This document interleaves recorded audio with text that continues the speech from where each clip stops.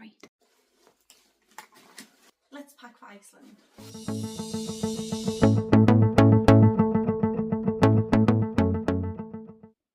Alright.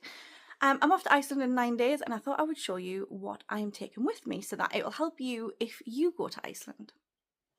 So, we're packing for Iceland. I've been to Iceland, I'm coming up to double digits now on my visits. I've only ever been in the winter, so I think I've got a pretty good idea of what you should take and what you can leave at home. Things that you could take that are optional, that would be good to have but are not essential. If you've got any questions, just comment. I don't get many comments because it's just little old me here. So I'll reply to everyone. Unless this goes viral somehow and I've got thousands of comments, then probably won't. No, I will. But yeah, I am going in March. So it's the first time I've been in March actually. We'll always go December and January. But it's now March. But March is not really that different weather-wise to like January, because in Iceland you get every single season in one day. And March is still winter, so we're still packing for winter. It's nothing different to what I would normally pack. So yeah, I'm gonna show you what I think you should bring. I am gonna waffle a little bit here, so if you want to skip forward to just the packing, feel free. If you want to listen to these sultry Geordie tones, you can stick around. But yeah, so I am going for my dad's 60th birthday. This is his birthday present. And we obviously take my mum as well because couldn't leave her at home, and also they do a lot of dog sitting for us with Ragnar, so yeah, they are this is our big thank you, as well as every birthday and Christmas present for the next 10 to 20 years. So Ragnar, do you want to come say hello? Come here, oh, this is Ragnar. Oh yes, okay, down you go, thank you very much. He might come and assist at some point. But yeah, so I am a serial overpacker no matter where I go. So I wanted to help other people not be like, hey, so Packers Anonymous, consider this. But yeah, we're gonna see what I'm gonna pack. Now, another thing is we are travelling in the car from southwest Scotland up to Edinburgh, where we're flying from. My mum and dad are going from Newcastle to Edinburgh, and then we're having a night there. So I'm going to vlog travel, Edinburgh, and I'm also going to vlog the entire trip. Because it's my mum and dad's first time, the trip is going to be very touristy. So if you've not been to Iceland before, these might be really good vlogs for you to watch, because it's going to show you all the lagoons, the waterfalls, all the touristy things, the must-dos if you're not there for very long. We are going for 5 nights, which is 4.5 days. And when we are leaving Edinburgh to go to the airport, we only have one car, and it means we can only fit in so many suitcases without just covering my mum in coats and bags, which is probably going to have to happen anyway. But it means that we have got one, I don't think you can really see this, but it's big, one big case between each couple. So me mum and dad are taking one big case, and me and Peter are taking one big case. Now, I am an overpacker, completely. I want to take so many things, and I want to take extra things, so I've got options, but it's not possible, and we should not do it, okay? So this is gonna show you the essentials. So we'll get started, because I'm aware that you probably didn't come just to hear me talk. You want to see the packing. So let's go.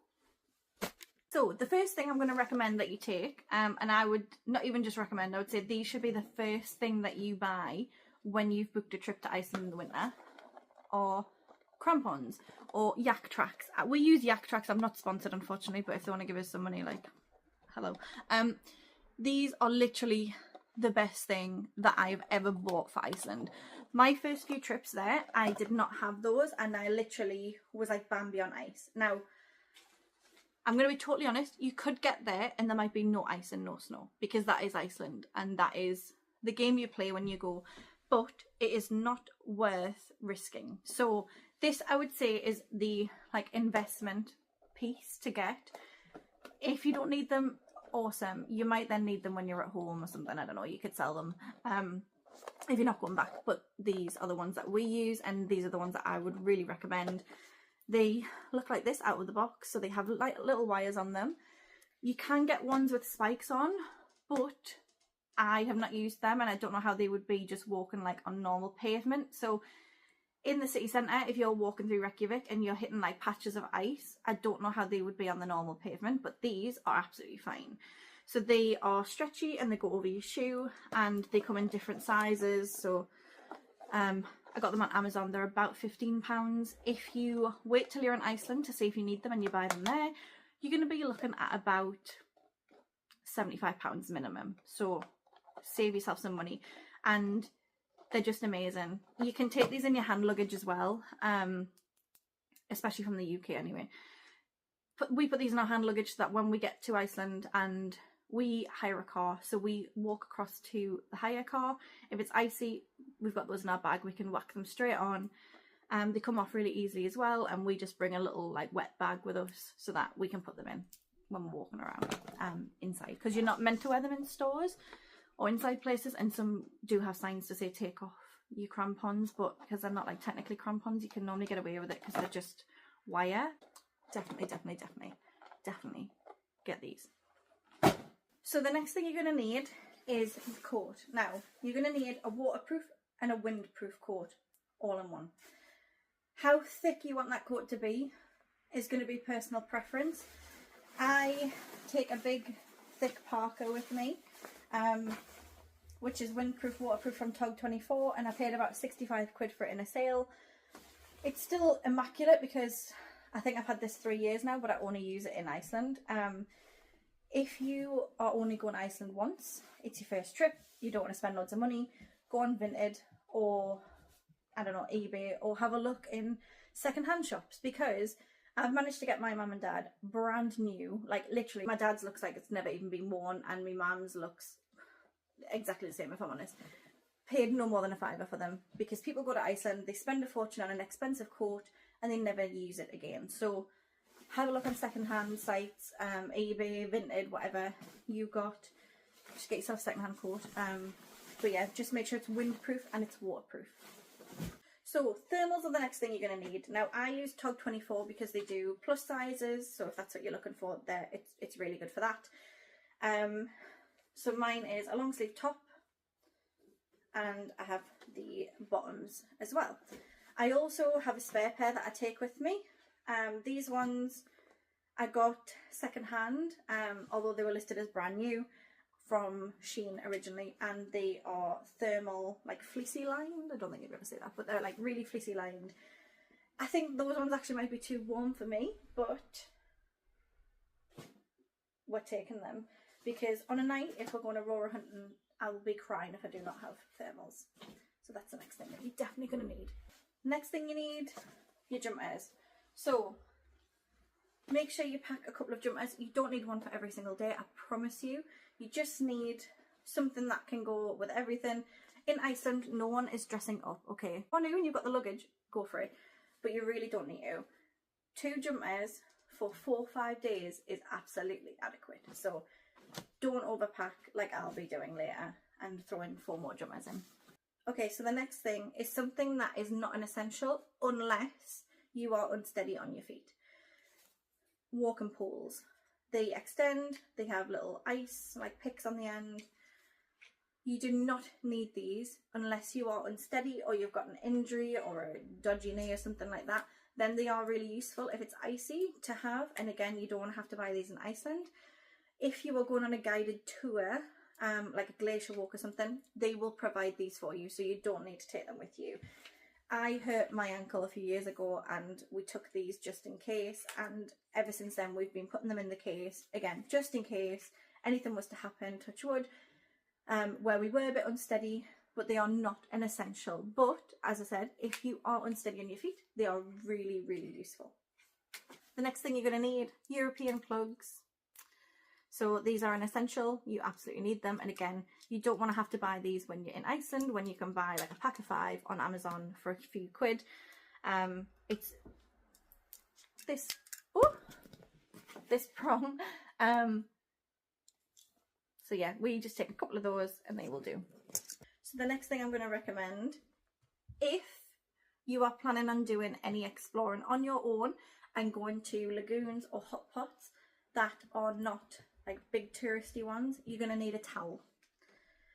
If you're going to do Blue Lagoon, Sky Lagoon, you don't need a towel. You are provided with them, and you can, at Sky Lagoon, you can use as many as you want. I take a towel because as a plus size girly, the towels are small. This is like a grandma moo moo, you know, like the zip up, and it's huge. I buy like 4 sizes bigger than I need, but I love it. And I take this with me, and I also keep it in the car when we are exploring in case I wanted to dry myself if for some reason I'd got soaking wet. So if you are coming and you are just planning on doing the lagoons, but you're going to do a little bit of exploring in the car, you're not going to be hitting any hot springs or hot pots, I would say bring a small towel, like bring a hand towel, or bring one from your hotel and just stick it in the car, just in case you for some reason got absolutely soaked and you wanted to kind of dry your hair off, or you want to sit on a towel or something like that. You do not need to bring a towel if you are just planning on doing the big public touristy lagoons. So the next thing I would recommend you bring are hand warmers, hand hotties. Now, these are not essential for through the day. I don't think so anyway. But on a night, if you go aurora hunting, it can be freezing. Like, you're going to hit minuses a lot of the time. So these can be really useful to pop into your gloves. You don't need to spend a fortune. These I got on Amazon. I got 5 packs of them, so for like 5 pairs for £3.50. You could even just bring a couple, but again, you can buy them over there. You don't want to because they're going to be expensive. I always bring these. Some people don't think these are essential, but I think they're really useful to have. You can also like pop them in your socks and stuff if you wanted to, like on top of your feet. I just think they're really, really useful because it does get cold, and especially if you've got your hands out because you want to take photos and stuff, they're really useful to have. Next thing I think is a must, and I don't want you thinking, well, it's because you're a girl and all this stuff, but is a really good moisturiser and a lip balm. You are going to have a lot of different conditions over there. You're going to have freezing cold. You're going to then be going into really heated places. You're going to be in the steam. There's all these things. You need a good moisturiser and you need a good lip balm because your lips are going to get cracked and your face is going to feel dry. Everyone needs to take these. Okay.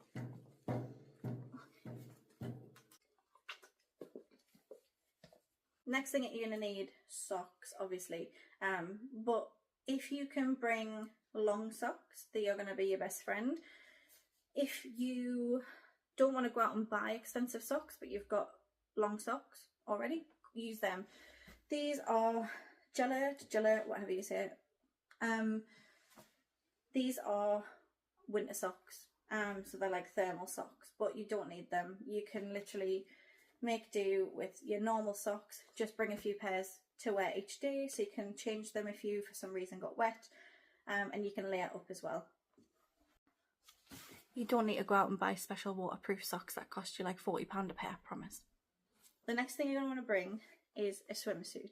Even if you don't have plans to go to a lagoon or a pool or anything just yet, bring one just in case. It's better to be safe than sorry, and you're going to want to do a lagoon, okay? You're going to want to do one, so bring your swimsuit. So next thing you're going to want to bring is your gloves, 2 of them preferably, and I recommend a snood. So you might want to bring a scarf, great. I just find them a bit of a faff, and they then have like gaps in it and all that kind of stuff. With a snood, you've got this on around your neck and you can pull it up right around your head and your ears, under your hat if you want to. You can tighten it to make sure that it's all airtight as well. I would recommend a snood. Mine come with dog hairs. Yours don't have to, but this is how I bring mine. So another thing I would recommend you bring, which is not an essential, is a pack of cards. Your cards of choice. If you get a snow day to the point where you can't get outside your hotel, and it does happen, you're going to want something to do. So we always bring a pack of normal playing cards and then something like this because we are awful people. And it's just in case. Like, I pray that I will never need these, but I bring them because I don't want to be sat with nothing to do. So the next thing I'm going to say to bring is a water bottle. We bring an empty cold flask to fill up when you're there. Do not buy water in Iceland because the water that comes out the taps is glacier water. It's better than the bottled stuff, so do not buy water. If you can't fit an empty water bottle in your luggage and you buy one in the airport or you buy one when you get there, keep it. Just refill that. You can fill it up in your hotel, you can fill it up in restaurants, lots of shops do it. You do not need to buy water in Iceland.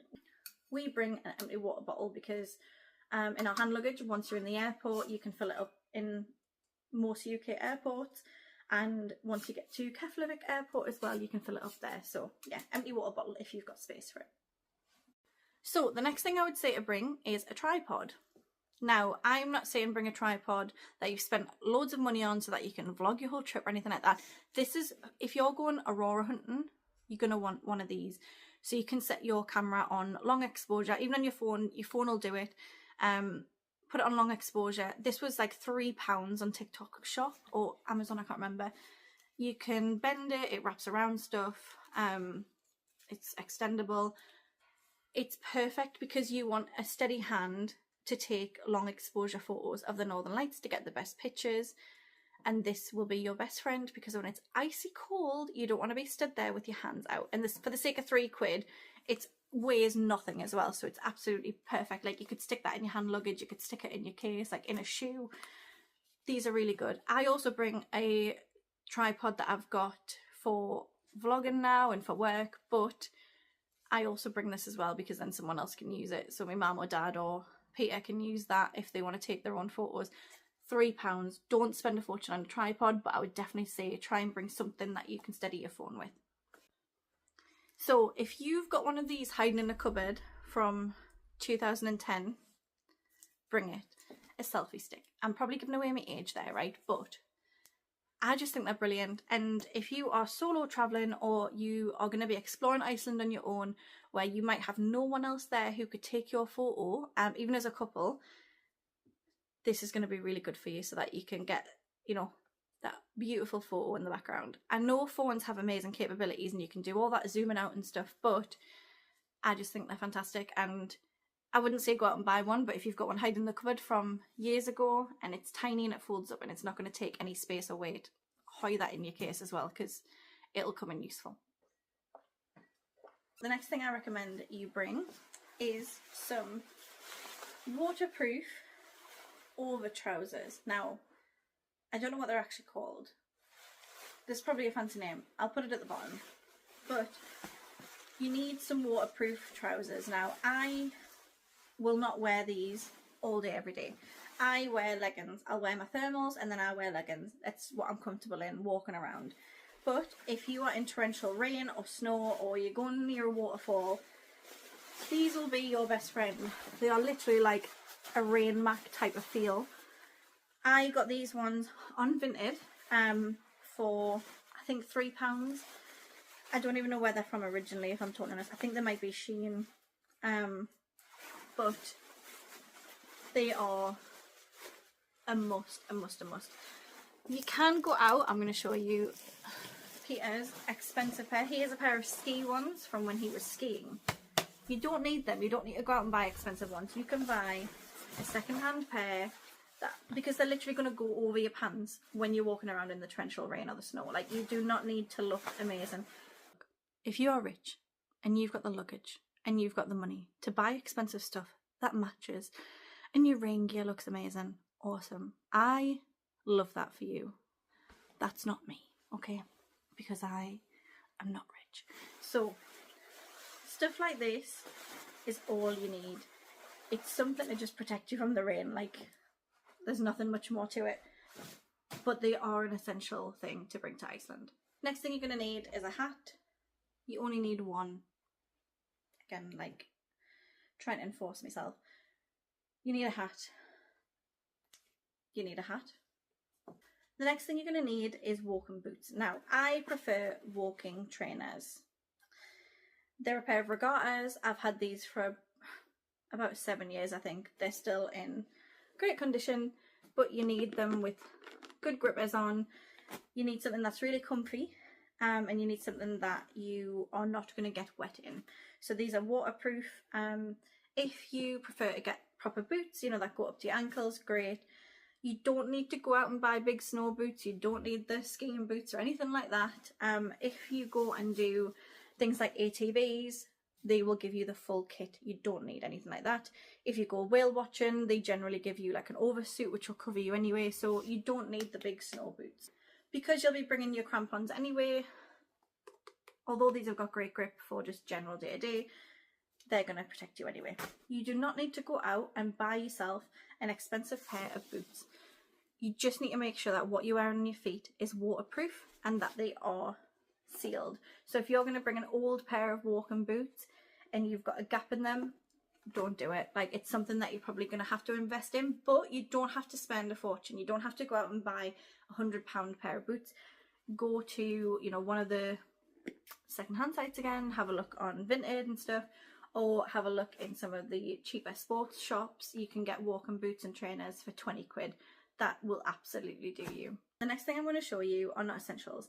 These are my little travel things that I bring with me, and I find them really useful. So first thing is one of these. Again, I think this was a TikTok shop find. It's got like this adjustable clip. You can put your phone in. If you are traveling on one of the budget airlines and you do not get a television, these are really, really useful for your phone because you can put them on the tray, you can clip them wherever. Really useful. The next thing is a safety lock for your hotel door. That goes in your lock. This goes in here. People then can't open your door. Iceland is one of the safest places in the world. However, you're still in a hotel and you're still with other tourists. This just gives you a little bit of peace of mind. The next thing I always bring are these hangers. These are fantastic. Everywhere you go, you never get many hangers, and these just fold up nice and small. These were from Amazon, I believe. I think I paid about a £5 for a pack of 10.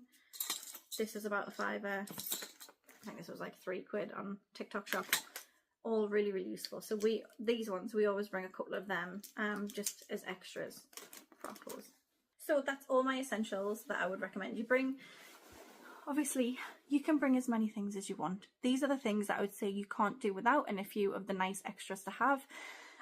If you are coming for just a couple of days, honestly, you do not need loads and loads of changes of outfits.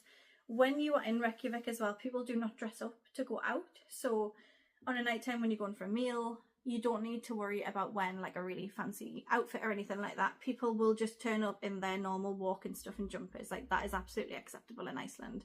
I hope you found this useful. It's not my normal style of video, so I hope it is useful for at least one person. If it's not, I'm going to watch it back and I'm going to remind myself that I don't need to overpack and then still do it anyway. So but yeah, now I've got to try and get everything into one case. Wish me luck. I'm also sorry, I don't think the lighting's been amazing in this video when I've been stood back, but I'm not redoing it, so I'm really sorry. But hopefully you've got what you need from it anyway. If you're just here to see me, hello. Yeah, I'm Kay. And yeah, thank you for watching if you've got this far as well. So let me know if you've got any questions or any comments, or if you've been to Iceland and you've got some recommendations for totally hidden spots that I might not have come across yet, please let me know. And yeah, the next videos that you'll see are going to be our travel day and then all the things that we do in Iceland. So like I said, if you've not been before, these are probably going to be really useful for you because we are going back and doing all the original touristy things that people tend to do on their first trip, and they're touristy for a reason because they're awesome. So yeah, see you soon.